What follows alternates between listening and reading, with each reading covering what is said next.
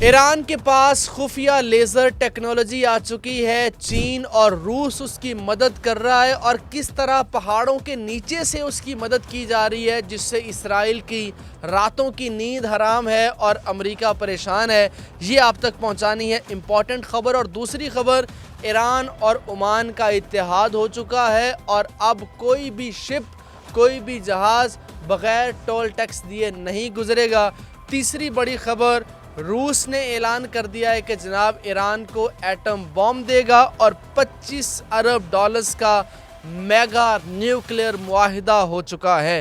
اور پھر چوتھی خبر جناب، اسرائیل نے عمان پر حملہ کیا ہے اور اس سے بڑی تباہی ہوئی ہے۔ روس اور چین نے جو ایران کو فوجی مدد بھیجی ہے اس کو لیزر ٹیکنالوجی کہتے ہیں۔ میں سب سے پہلے آپ کو اس لیزر ٹیکنالوجی کے بارے میں بتا دوں، پھر اس کے بعد ڈیٹیل باقی خبروں کی بتاؤں گا۔ جو لوگ نئے ہیں اس چینل کے اوپر، لائک نہیں کیا، سبسکرائب نہیں کیا تو لازمی کر لیجئے۔ اور یہ سب سے پہلے دیکھیے جناب، لیزر ٹیکنالوجی کے ذریعے خفیہ جوہری تجربات کا الزام امریکہ نے لگایا ہے ایران کے اوپر۔ امریکی اور اسرائیلی انٹیلیجنس نے الزام لگایا کہ ایران روایتی دھماکوں کی بجائے پہاڑوں اور غاروں کے نیچے روس کی مدد سے جدید لیزر ٹیکنالوجی کے ذریعے ایسے چھوٹے چھوٹے نیوکلیئر ٹیسٹ کر رہا ہے جن کا دنیا کو آسانی سے پتہ نہیں چل سکتا، دنیا آسانی سے اس کا پتہ نہیں چلا سکتی ہے۔ یہ لیزر ٹیکنالوجی ہے۔ پھر سب سے بڑی خبر جو ہے وہ $25 ارب کا میگا نیوکلیئر معاہدہ۔ اس کی ڈیٹیل کے بعد پھر میں آپ کو اسٹریٹ آف ہارمز کا ٹول ٹیکس کی ڈیٹیل بتاتا ہوں۔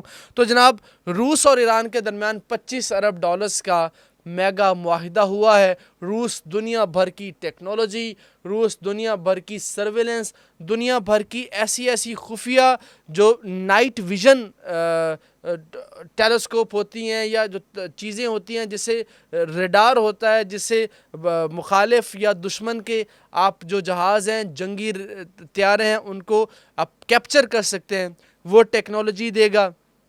اور اس کے ساتھ ساتھ 4 نئے جوہری پاور پلانٹس تعمیر کرے گا روس، اور اس سے قبل روس کا ہی بنایا ہوا بوشہر نیوکلیئر پلانٹ پہلے سے ہی ایران میں مکمل طور پہ فنکشنل ہے۔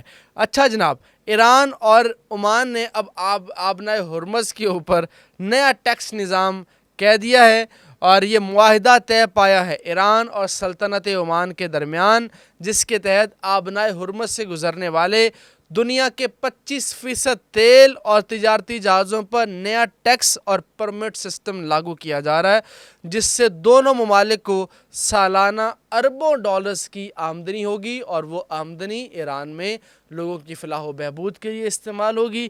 وہ آمدنی ایران نئے ہتھیاروں کو خریدنے پہ استعمال کر سکتا ہے، وہ آمدنی ایران مہنگائی کم کرنے کے لیے استعمال کر سکتا ہے، وہ آمدنی ایران اپنی جو کرنسی ہے اس کو سٹیبل کرنے کے لیے استعمال کر سکتا ہے۔ تو دنیا میں حت المقدور یہ کہ ایران اپنی تمام کوششیں اپنے ملک کو بہتر کرنے کے اوپر کر سکتا ہے۔ پھر اسرائیل نے عمان کے آئل ٹینکر پر حملہ کیا ہے، اور پھر ٹرمپ نے دھمکیاں دی ہیں۔ یہ بھی ڈیٹیل آپ کو اسی ویڈیو میں بتانے والا ہوں کہ عمان کی طرف سے ایران کا ساتھ دینے اور امریکہ کے سامنے بغاوت کرنے پر عمان کے سب سے بڑے آئل ٹرمینل مینا الفاحل پر ایک نامعلوم سمت سے حملہ ہوا ہے، جس کا اشارہ اسرائیل اور امریکہ کی طرف کیا جا رہا ہے۔